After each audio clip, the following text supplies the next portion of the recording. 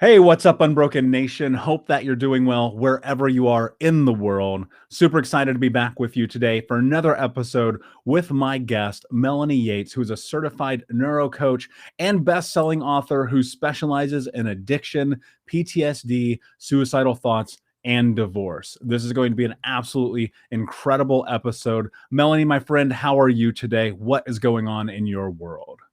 Wow, thank you. What a pleasure it is to be here. I'm just willing to help anyone who wants to listen to heal from their past. And I just appreciate everything that you stand for on this podcast. It just makes me happy that the world has a place to hear their story and to have tools. Well, I'm super excited to have you here and thank you for that. It is my mission to end generational trauma in my lifetime. And I believe that we do that through education, through conversation, through talking about the stuff people are terrified to talk about because you cannot heal what you do not reveal. Melanie, before we get started and we dive in, can you tell us a little bit about your experience and your journey and what brought you to where you are today? Sure, I was in pain. Like what usually leads me to change is pain, right?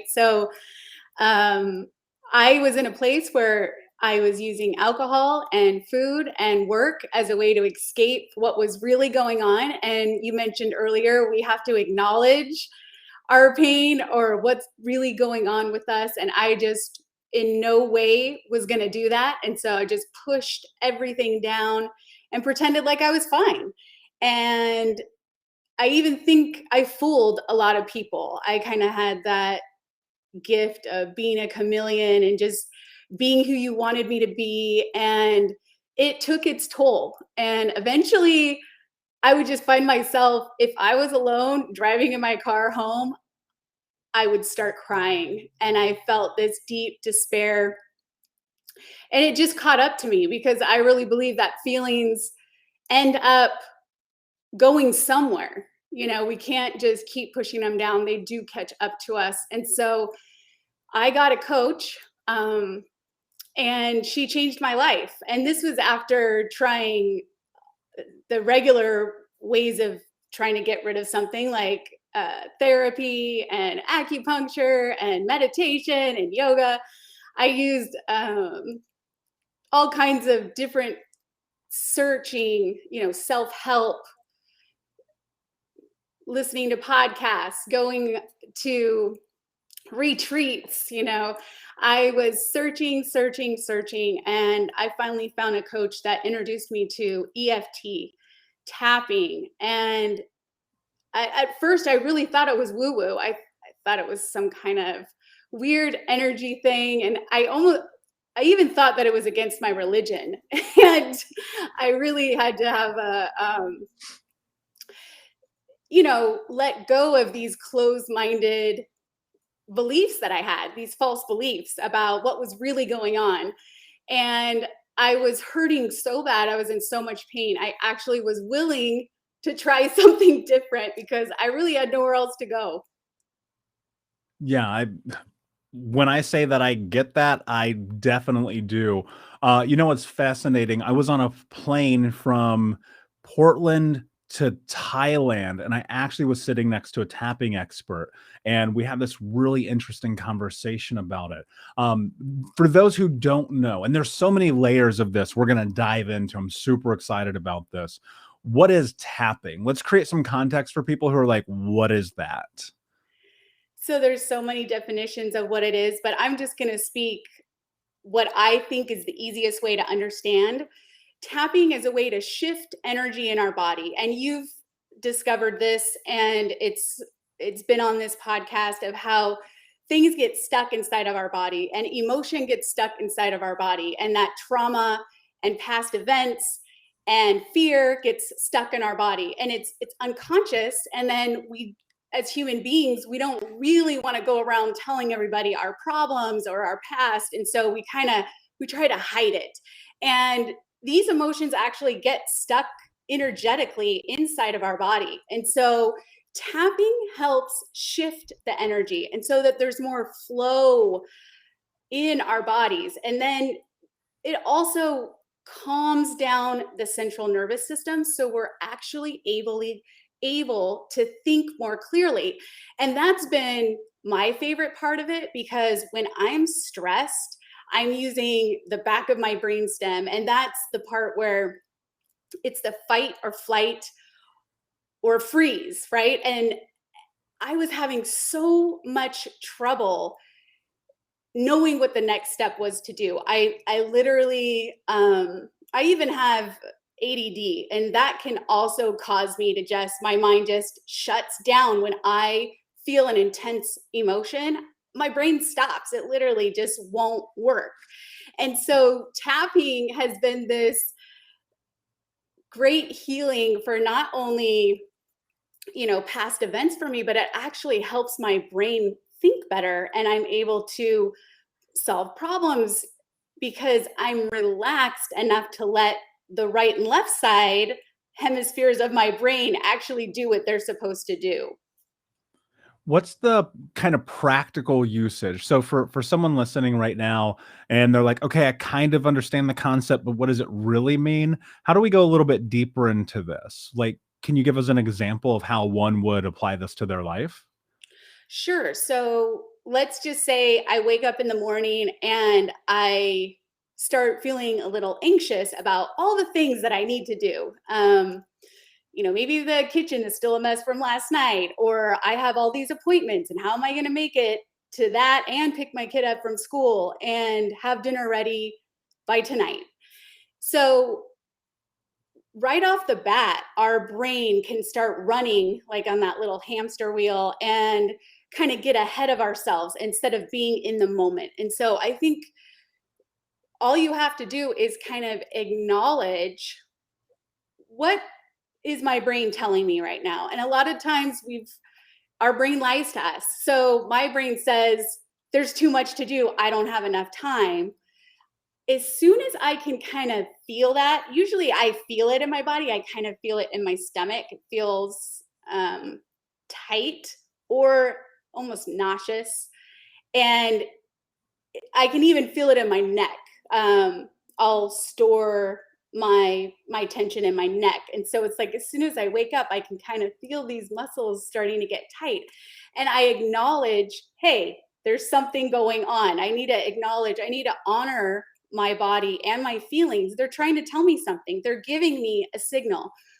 We run around as Americans with our heads cut off, going from place to place to place to place, and so what we need more of is a kind of the pause button, this the stop, pause. What is actually going on? Can I slow down enough to actually connect with, there's something not quite right here. I'm feeling tense, and that makes us not be in the here and now. It keeps us going forward. So the first step is actually acknowledging there's something here that could be better. And we talk about mindset, right? So it's this mindset that is driven by, in my mind, fear or unbroken. You know, when we say think unbroken, we naturally go to a broken way of thinking. And so this is, we have agency to actually choose if we want to go the broken way or the unbroken way. And I love that because it gives us an opportunity to be empowered, that even though these events are happening, or even though in this moment I'm feeling a certain way, I can acknowledge that and still be open to healing. So that's what I think the typical day of just, I still use it. I did it this morning. I use it on a daily basis to track my emotions. And I think a lot of us are shut down. So we may have traumas from the past that help us just as a survival tactic. We have pushed down these emotions. And so this is an opportunity to kind of get connected again with what is our brain actually telling us, because it does come from those thoughts and then the feeling and then the behavior. And so it really is in that order. So it's like, okay, can I stop and pause, and what actually is my thinking telling me, and how can I choose a more a healing, a more calm, loving approach to my thinking than this kind of, I call it fault thinking. It's like everything's negative. I'm just looking for what can go wrong. And so that's the deeper part of like actually acknowledging, where is my brain right now? Am I in fear? Am I in the broken part of my brain? Or I can choose this other side of things. There's always two sides to everything. Yeah, it's such a valid point. And, fear, I look at fear and I look at pain, I look at suffering, I look at these things, I go, these things they can catapult us or they can hinder us. And I think it's all about perception. As wild as that sounds, and as even far fetched as it may sound, and trust me when I say I'm a proponent of understanding how far fetched that can be at times, there's a tremendous amount of value that can be had in looking at your life from a different perspective. One of the things you mentioned earlier that I really want to go deeper into, because I think it's practical and I don't want people to miss it in this conversation, is that you said pain makes us pay attention. Dive into that, because I really want to know what your thought process is around that and how we can leverage our pain to pay more attention to our lives. Absolutely. So I'm just going to be real honest and vulnerable right now. I am going through some really big changes. I'm retiring from working at the hospital to pursue full time my business as a speaker and author. And there is fear there. And there's this natural state of thinking that tells me it's the end of the world, or it tells me I'm not good enough. And this is fear. I don't really think it goes away. I think this is an ongoing journey of building this, beautiful relationship with ourselves. And for me, a God of my understanding. And so, I really believe that we need a higher power to help us with this, because left to my own thinking, I have a really hard time. And so believing that a power greater than myself, instead of going to fear, going to faith. You can't see either one.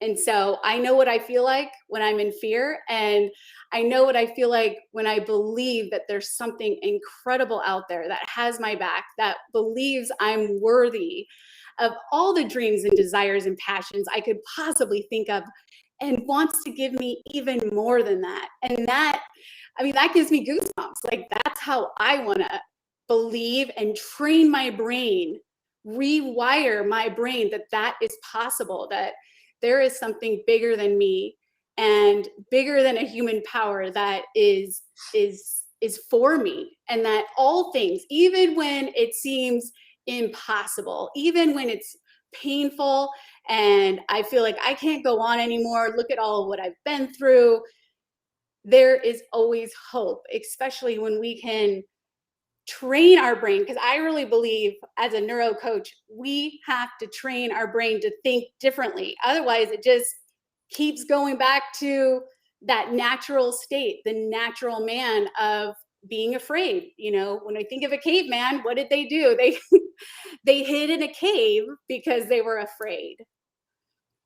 Yeah, and I think that I've had these moments in my life that I've had these experiences in which, and I'm not religious. Am I spiritual? Yes. Do I understand it? No, because I look up at the moon in night and I go, how is that even possible? And so, in consideration that we could even be sitting here having this conversation right now, I go, well, okay, maybe anything's possible. I don't know, but I do choose to believe this. If you put energy and effort in your life into the things that you want to create on a long enough timeline, they will come to pass, right? One of the things that I really want to dive into here is this idea about emotions, because I agree with you. We do have the ability to retrain our brain. We know about neuroplasticity. We know about this idea of, repetitive usage in the language that we have. We know about all of these things that happen. But sometimes people really leverage emotions to be the thing that often becomes a scapegoat for possibility in their life. One of the things I'm curious about, and you've said this before, is that emotions, they aren't good or bad, and that feelings are signals. What do you mean by that? Well, our brain naturally doesn't want to feel bad. So when we say pain is our motivator, we're trying to get it motivates me to drink and eat and you know, go shopping so I don't have to think about it. I like to run away from those feelings that I consider bad. And our brain literally categorizes everything into good and bad. It's like I lose my job, that's bad. I get a raise, that's good. And the thing is, all things work together for our good. And you can see how now you can see that your past is actually helping millions of people.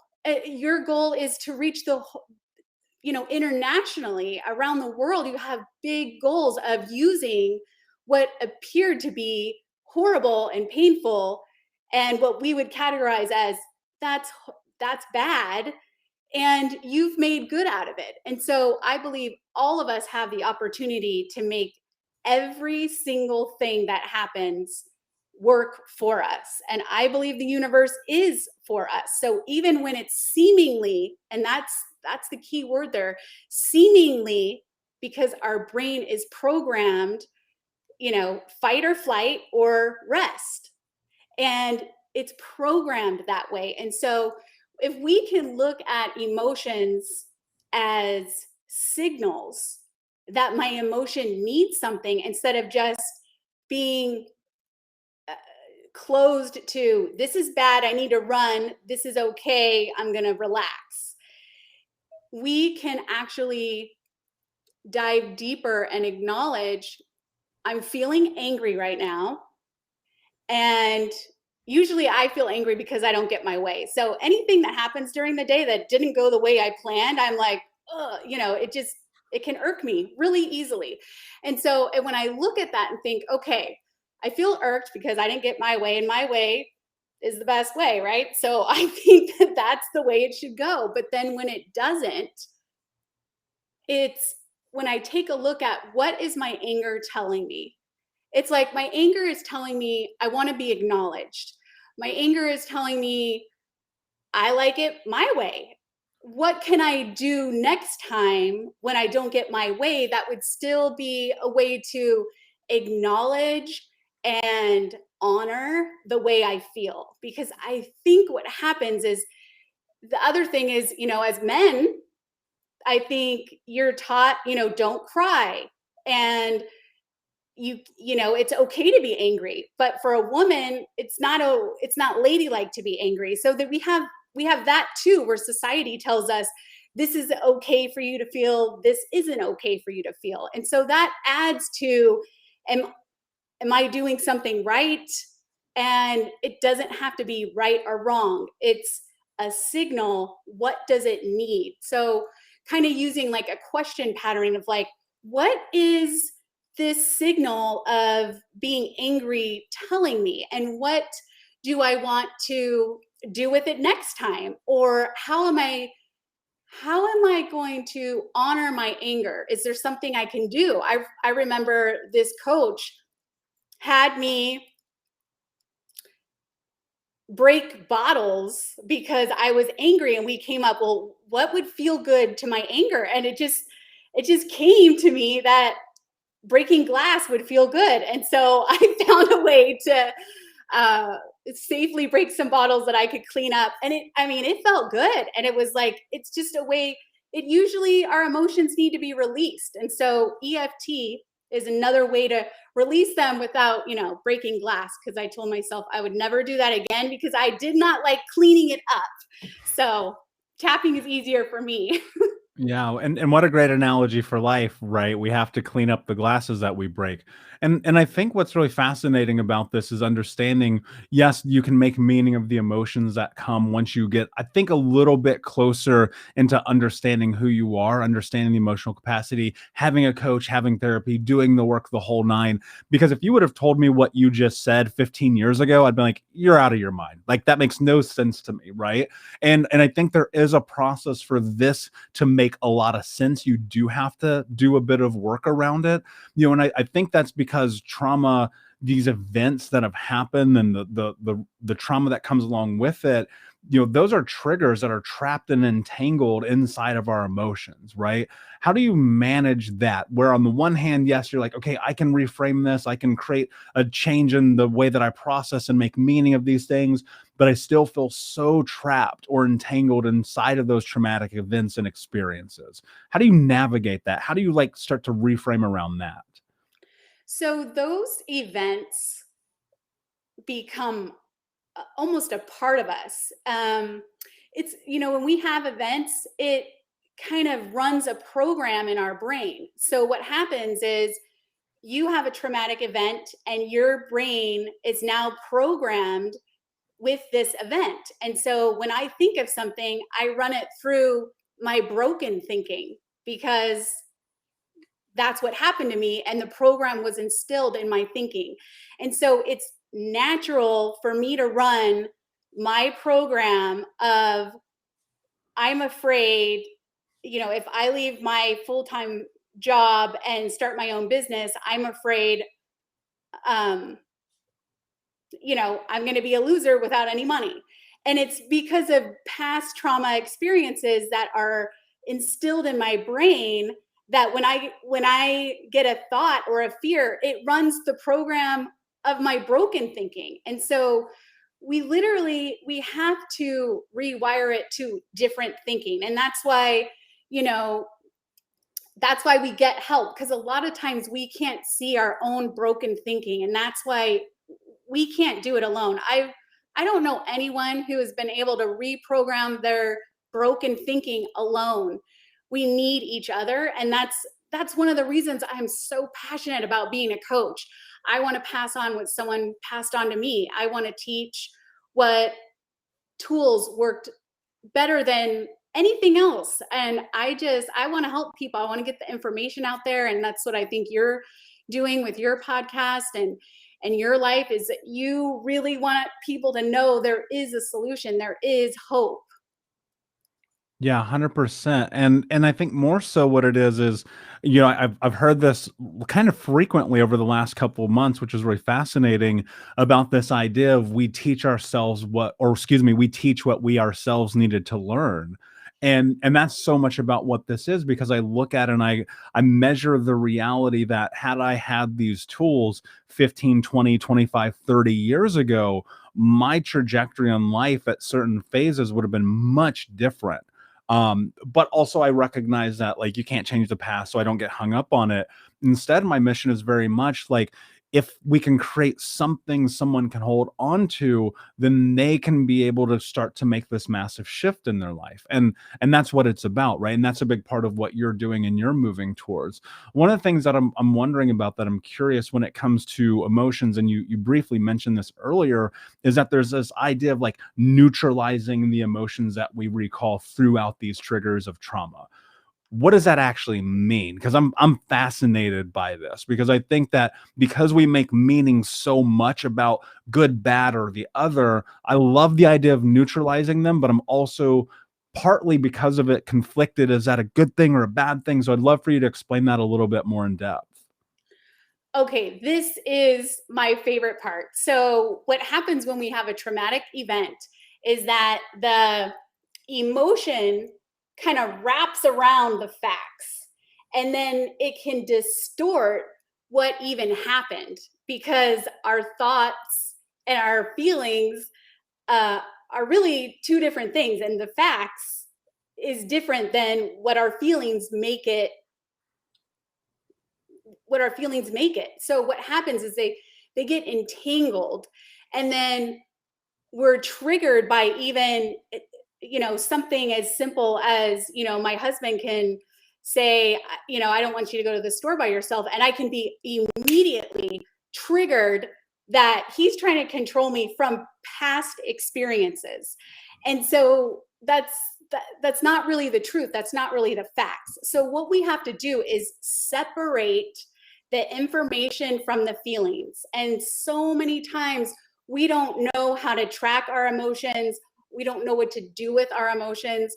And this is a process of neutralizing them by kind of pulling them apart. So when I help somebody who's been through a traumatic experience like a rape, what we do is we play the movie of what happened. And a lot of times even just to protect myself, I don't want to hear, horrible stories of people's past. And so a lot of times we do a movie where they don't even have to talk about it. They're just visualizing it. And as soon as the trigger comes or the pain comes or the feeling comes, we stop and we tap. And so it's like you're looking at it from, in your mind, this snapshot, like playing a movie and pausing the movie and looking at that picture and then determining what the feeling is when you look at that. And then we tap, and then what happens is, because you're calming the central nervous system and you're releasing this energy that is stuck with the emotion and releasing it, your body starts to naturally calm and let go of it. And we create a safe place to let it go. And we're honoring our body by, it's okay to let it go. And what happens is you don't forget. It's not like you're going to have amnesia about it. And it's not like I can look back at something horrific that's happened and say, oh, it wasn't a bad thing that happened.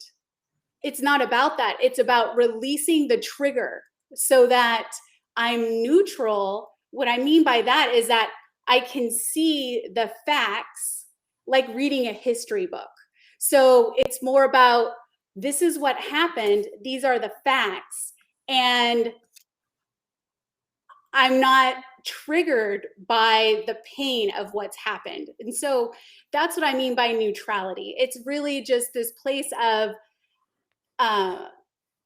really realizing that all things can work together for my good. And this is something that happened. And I can use that. If I'm not triggered, I can really use it for good, because there's plenty of other people out there that have had an experience like that. There are no new problems. All the problems are out there and they're just repeated. And so that's why you're able to help so many people. It's because we get to share our experience, and what we've been through can actually be a catalyst to help someone else heal. And the triggers are just a signal. Oh, that needs to be accommodated. That needs to be released. I can honor my body by acknowledging that I have something to clear. I have something to let go of. And so specific traumas, you want to isolate and do sessions to break them down and let them go. And by calming our bodies with tapping, it's just this natural process. And there's evidence and scientific proof that tapping can shift that intensity of the feeling and the trigger, that it's no longer there. So I can recall and tell you about a traumatic experience, and it's not heavy anymore. You're neutral. It doesn't take away that something traumatic happened. It's just, it doesn't hold me back. You know what I'm saying? Like, the traumatic experience isn't holding me back. I can move forward and not play the victim. Because honestly, that's a hard one. A lot of my clients are like, I've had this hard life. I'm a victim of hardship. And we want to get out of that mindset, because that doesn't get us our dreams. Yeah, I agree 100%. And I look at my life being its darkest, right? I look at these areas in which nothing was propelling me forward, and I was blaming. I was playing the victim. I was looking at the world through this scope of, it's everyone else's fault that my life sucks. And that's a really, like, I wish I could convey the power that comes when you recognize that that's a mistruth, and that you've told yourself that story, which natively it's super fair. I look at my life. My mom cut my finger off. I was homeless. I was obese. All these things that happened, I, by any stretch of the imagination, should blame the world. And then what you start to understand is that's actually in your fucking way. And the second you stop doing that, that's where I think you start to take power, right? For whatever the context of that means. In a way that I would love to create practicality here. Um, is there a way that right now you and I could go through what tapping is so that the people listening can apply this to their life in a way that they could see some sort of difference? Absolutely. So tapping, you can't do it wrong. So this is always comes up with my clients. It's like, well, I don't know if I did it right, or I don't understand, or the intention of tapping is healing. And that's all you need. You cannot do this wrong. There's so many great videos. You can YouTube tapping or EFT, and you can find hundreds, thousands, probably millions of different ways to do it. And you can get the benefit. I love tapping because even a child can do it. It's easy, it's duplicatable, and just remember, you can't do it wrong. And so people will say, you know, I'm not getting a result. And so the reason why people don't get results is because they don't do it. So that's another reason you won't get results if you don't actually tap. And sometimes I've been able to get a change with my clients in minutes. In minutes, it can bring the intensity of a feeling down. So the first thing you want to do is isolate an emotion. So do you have an emotion you want to isolate? Yeah, let's say anger. Let's say I'm angry about my boss. Okay. Or no, let's change it. Let's go a little bit deeper. Let's say I'm angry about this experience I had with one of my parents when I was 14 years old. Okay. So the first thing that you want to do is isolate the event, and then you're going to take the emotion, and that's just the anger, and you're going to rate the intensity from a 1 to 10. So this is probably the one of the most important parts of it, because you want to have a tangible result. And so you want to have something that you can actually see change, and that's going to make you a believer, right? When you see that, okay, this is a real feeling I have, and it's at this level. And so what I have people do is actually write it on a piece of paper. What's the intensity from 1 to 10? 10 being the most angry, and 0 at peace, not angry at all. So right now, you can just think, anybody can think of anything they're angry at, whether it's happened in the past or you woke up this morning and the world just wasn't doing what you wanted and you feel angry about that. So you're going to rate the intensity 1 to 10. So, okay, so Michael, I'm going to have you pick something you're angry at that you can give kind of like an above 6 as the number. Yeah, let's say that this event is, I remember at 14 years old, this thing happened. Let's call it an 8. Okay, now, Michael, is this actually an 8 for you, or do you want to choose something else? You don't even have to tell us what it is, but that there's an intensity around it that feels angry to you.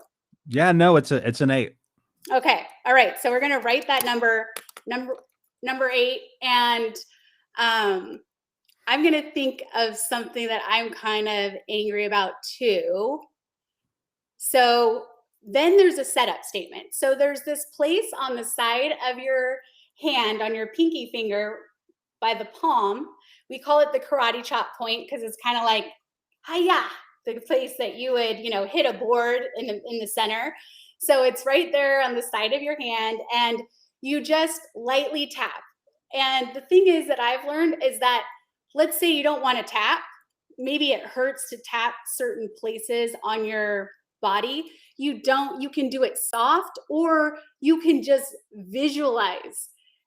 You can get a result either way. And remember, our intention is healing, and you cannot do this wrong.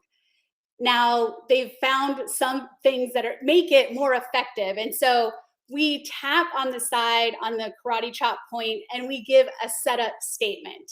So, Michael, what would you rather feel than angry? Happiness. Okay.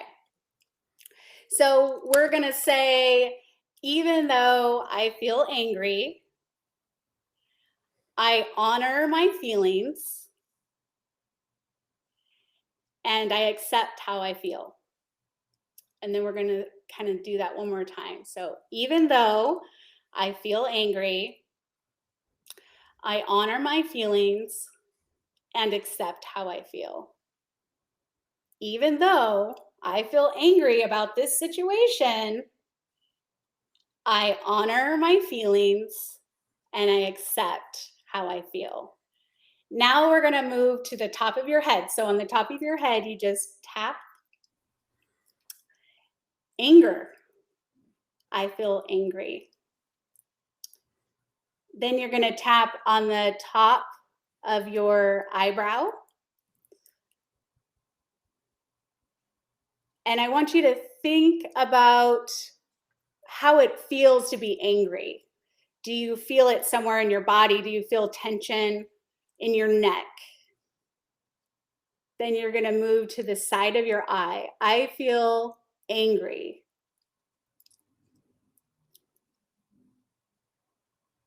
You're going to tap below your eye. And as you tap, you're going to say, this feeling of anger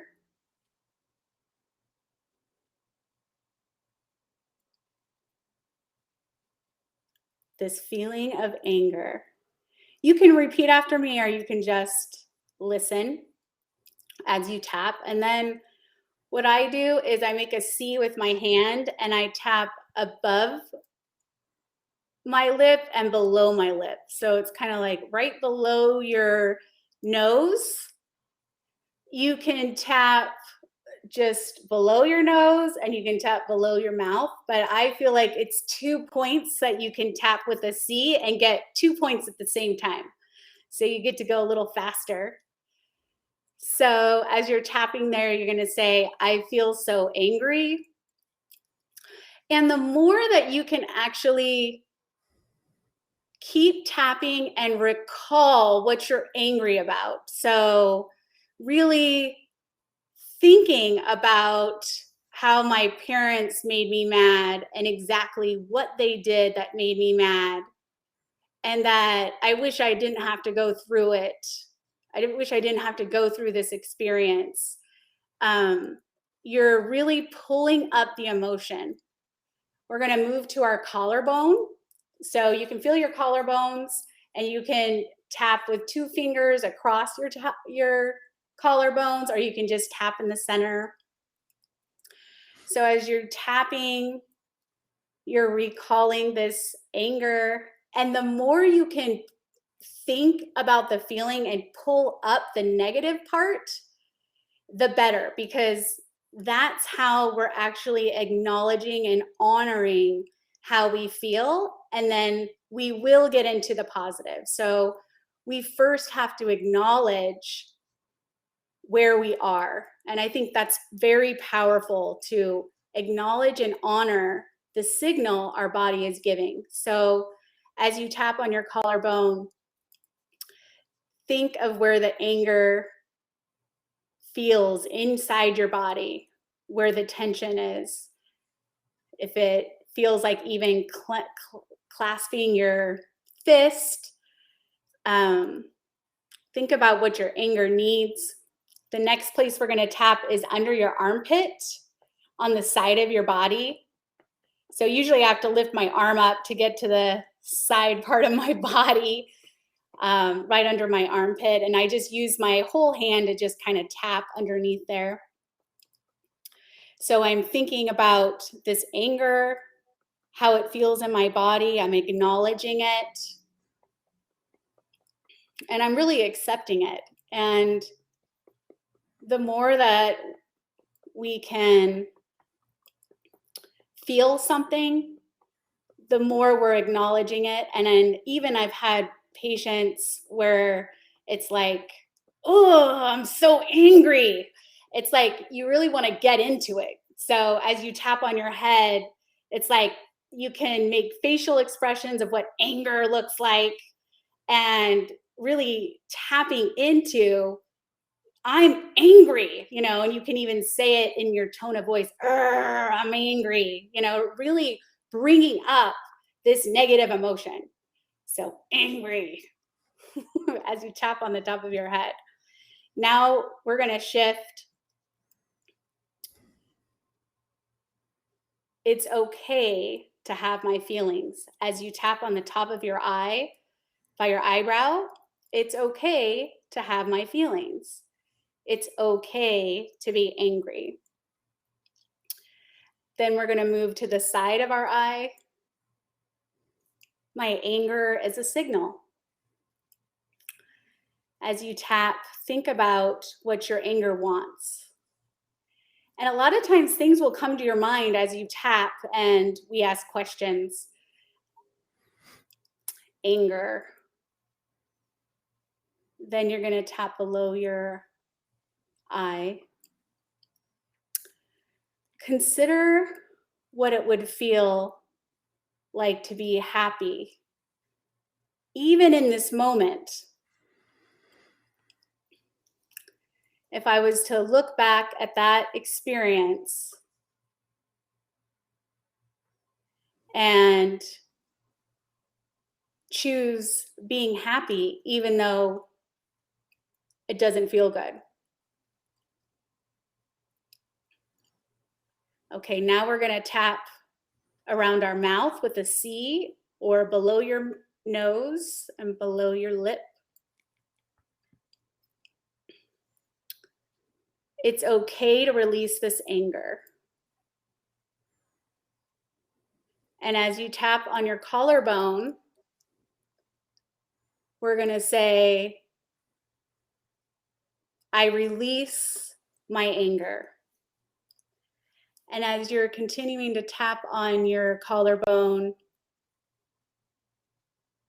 I want you to visualize the anger leaving, releasing, letting go of it, like holding your holding your hand closed and just watching it as you open your fist, watching the anger just vanish.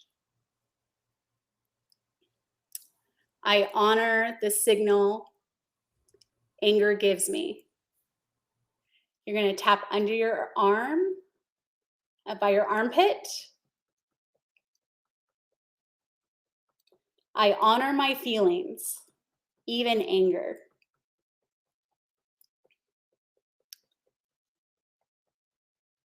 It's safe to be angry.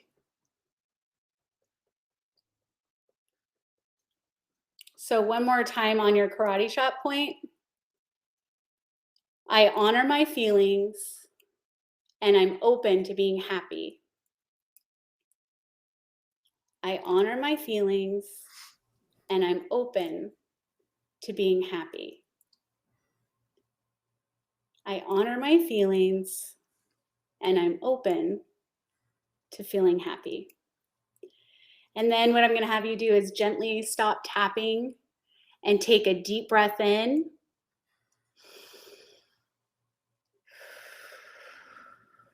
Blow it out nice and slow. And then we're going to go back to our number from 1 to 10. What's the intensity of that anger when I think of that specific situation?